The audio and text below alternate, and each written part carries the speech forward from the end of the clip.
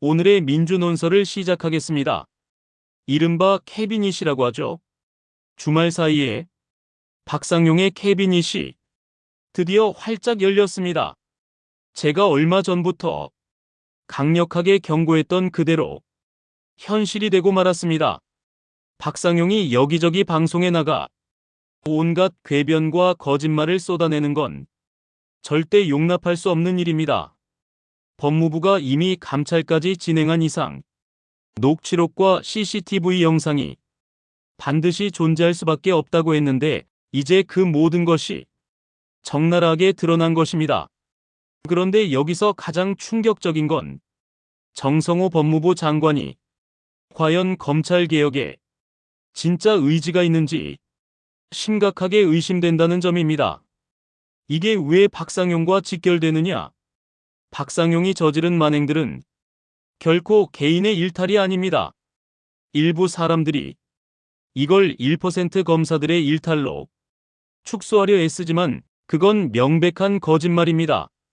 박상용이 벌인 연어술 파티 같은 추악한 짓거리, 범인을 미리 정해놓고 증인들을 회유하고 진술을 억지로 끼워 맞추는 이런 파렴치한 행태는 검찰 조직과 법무부가 오랫동안 이런 비리를 묵인하고 방치해왔기 때문에 가능했던 것입니다.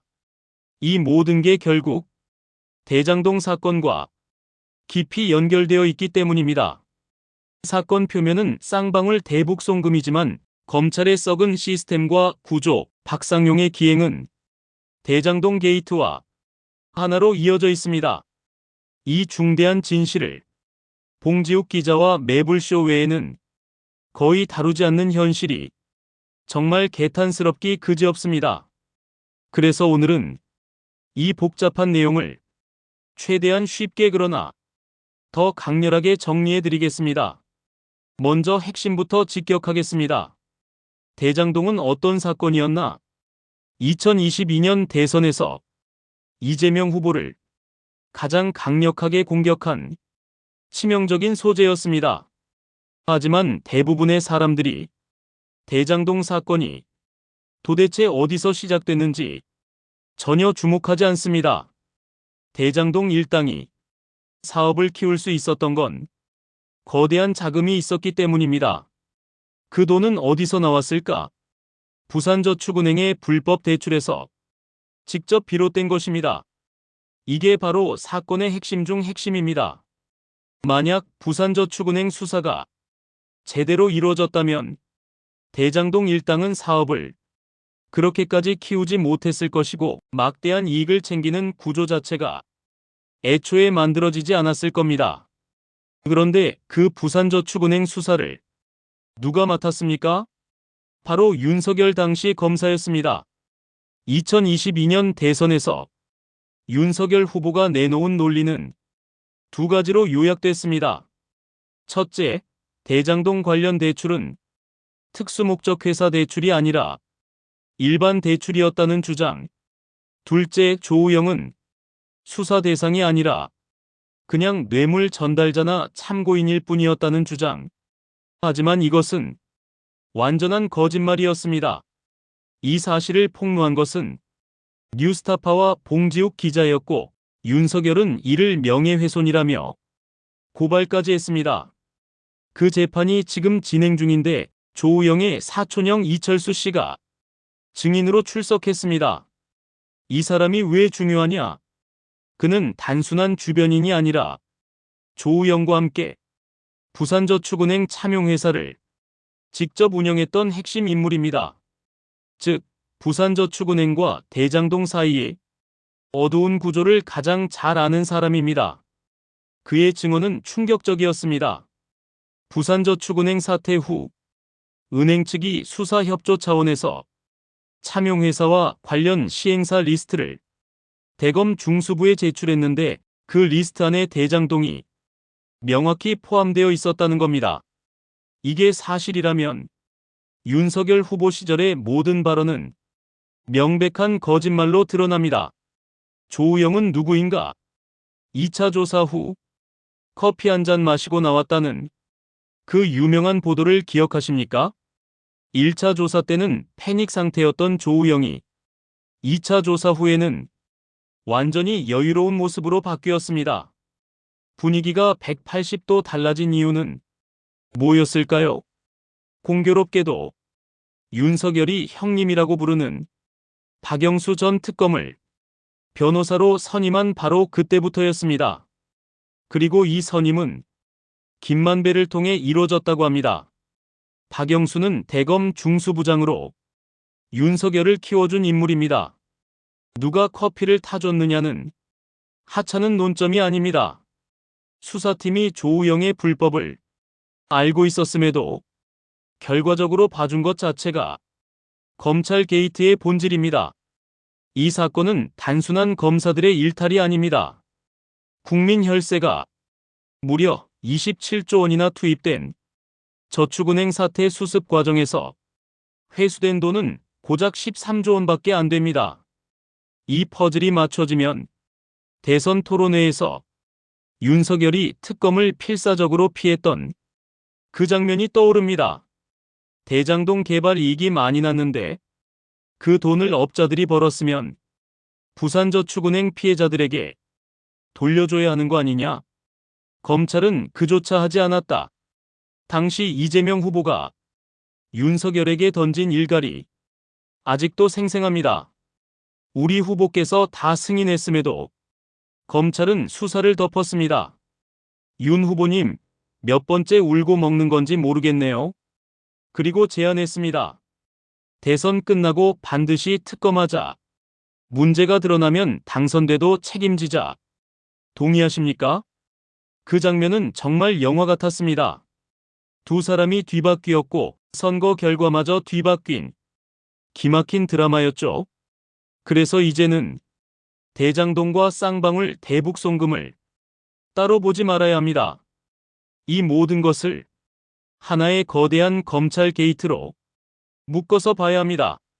대북 송금 사건 역시 이화영 전 부지사 사건을 포함해 전체 검찰 수사가 조작과 불법으로 점철됐다는 명백한 증거입니다. 검찰 개혁은 법과 제도만 바꾸는 데서 끝나지 않습니다.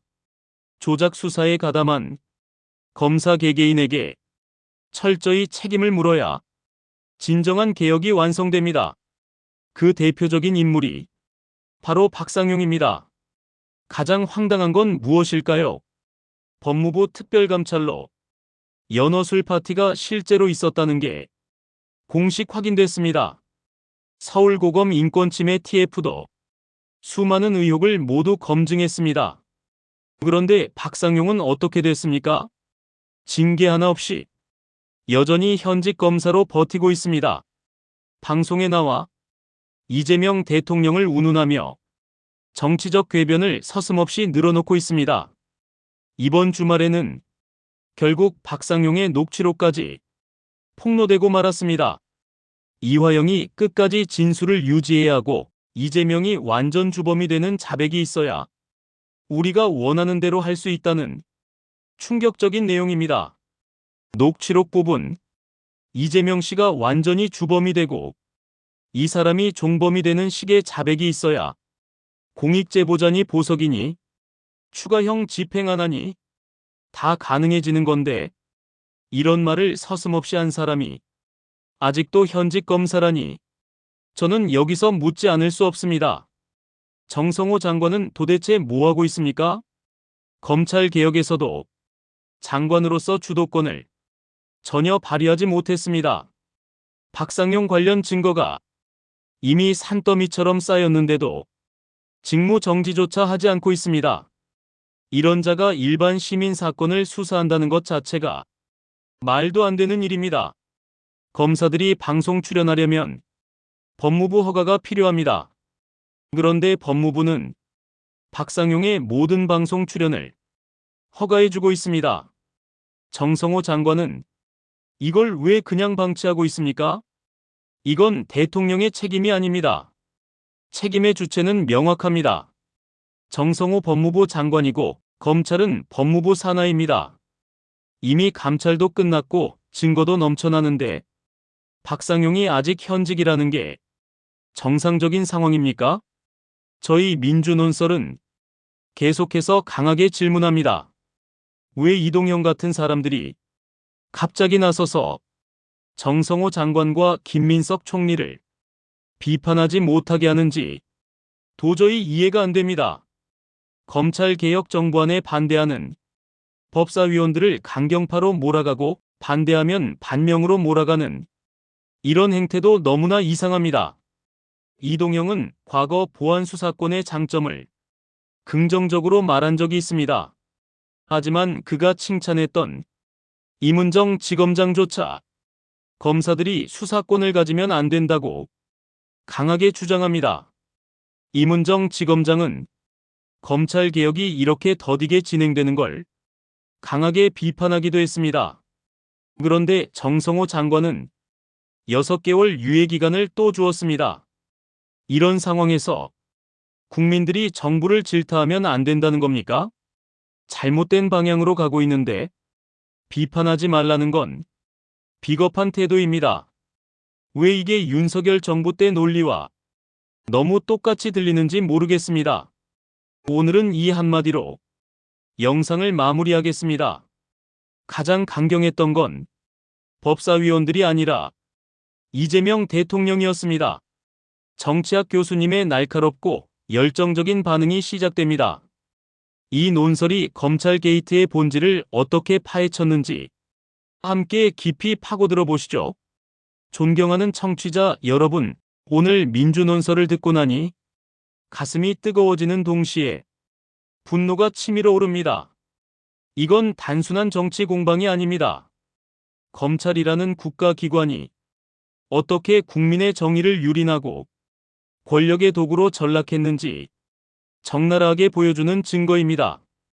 박상용 검사의 연어술 파티와 녹취록은 더 이상 개인의 일탈이 아닙니다. 그건 검찰 조직 전체가 오랜 세월 동안 키워온 썩은 뿌리의 결정체예요. 대장동과 부산저축은행, 쌍방울 대북송금까지 하나의 거대한 검찰 게이트로 묶어보는 관점이 정치학적으로 매우 날카롭습니다. 윤석열 당시 검사가 부산저축은행 수사를 맡았을 때 이미 대장동 리스트가 대검 중수부에 제출됐는데도 묵살했다는 증언은 검찰의 선택적 수사의 전형적인 사례를 드러냅니다. 이건 단순한 실수가 아닙니다. 권력과 돈, 그리고 검찰 내부의 인맥이 하나로 얽힌 구조적 부패예요. 조우영이 2차 조사 후 커피 한 잔 마시고 나온 장면은 우연이 아니라 박영수 전 특검을 통해 연결된 검찰 카르텔의 증거입니다. 국민 혈세 27조 원이 투입된 저축은행 사태에서 회수된 돈이 13조에 불과하다는 사실은 누구를 위한 수사였는지 명확하게 보여줍니다. 대선 토론회에서 이재명 후보가 윤석열에게 직접 특검을 제안했던 그 장면은 지금도 영화처럼 생생합니다. 그때 윤석열이 대답을 피한 이유가 이제야 명확해졌어요. 그건 자기 자신의 과거 행적을 보호하기 위한 필사적인 몸부림이었기 때문입니다. 정성호 법무부 장관의 침묵과 무기력은 검찰개혁의 가장 큰 걸림돌입니다. 이미 특별감찰과 서울고검 인권침해 TF가 박상용의 범죄를 확인했는데도 징계 하나 없이 현직에 그대로 두는 건 법무부가 검찰을 통제하지 못한다는 명백한 증거예요.